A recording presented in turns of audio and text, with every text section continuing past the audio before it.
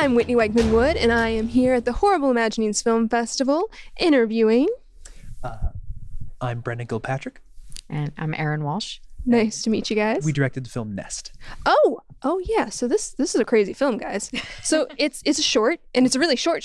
Super short. But a super freaking effective short. So, Thank you.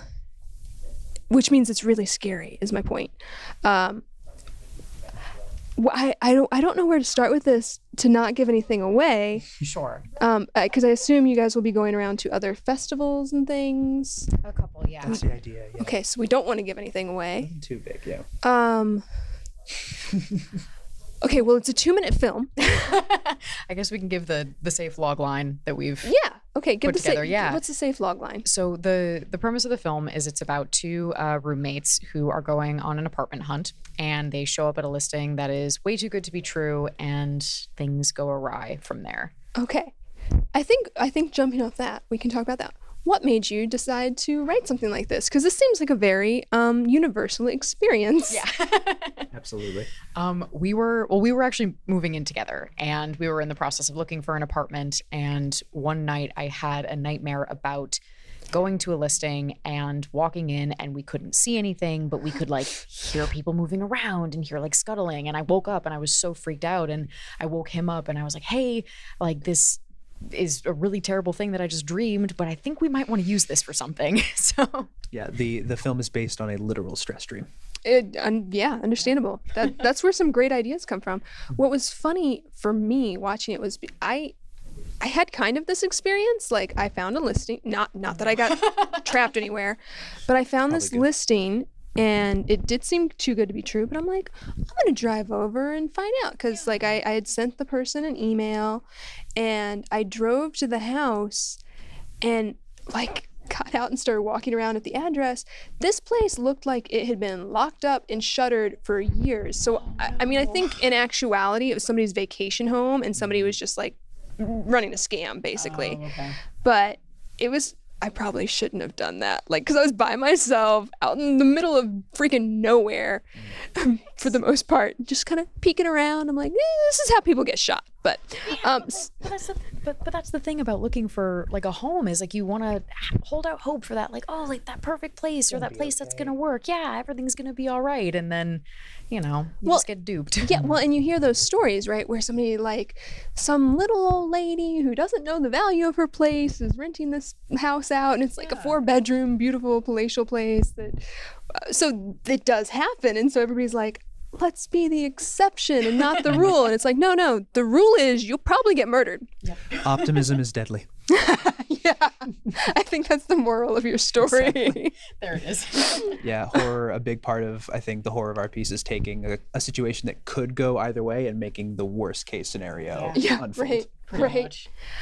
So is horror what you guys usually dabble in? What's your background? Like, are you forever and always filmmakers? Is this your first, like, dabbling in this?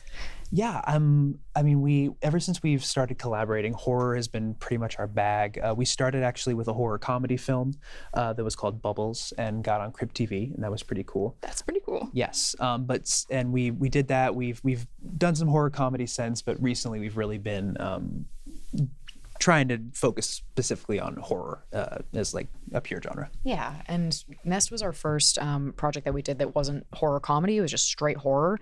And we knew going into it that we really needed to kind of put our budget in front of the camera. We wanted, well, I guess, I don't know if this is a spoiler. There's a creature, but spoiler alert. But we really had to make a very practical decision about how to make it look as real and as impactful as possible. And so a big part of that was deciding, instead of, shooting it on a nice camera, we really leaned into the value of the makeup, and we shot this all on an iPhone and really kind of recreated that experience of, if you're going to look at something but your roommate can't go, you're gonna film some things on an iPhone. Video for it. Exactly. So, yeah, and that adds to the realism of it. So I think that good choice. Thank you. So are all of the films that you guys do super short shorts, or what is the range usually? So far, yes. We write together as well, and so we've written a pilot. We're working on a feature right now. But so far, everything we've produced has been, I think, about 2 minutes or less. Yeah, we found it very beneficial as we're kind of just starting to collaborate and learning kind of where our strengths lie and figuring out our style. Condensing that into the smallest possible package and making that package as impactful and powerful as possible has been just a great education, and B, you learn so much from that as we start to kind of expand and venture into longer form content, we kind of know all like the tricks and like kind of the beats that we need to hit, and we have then a luxury of exploring those deeper in longer form pieces.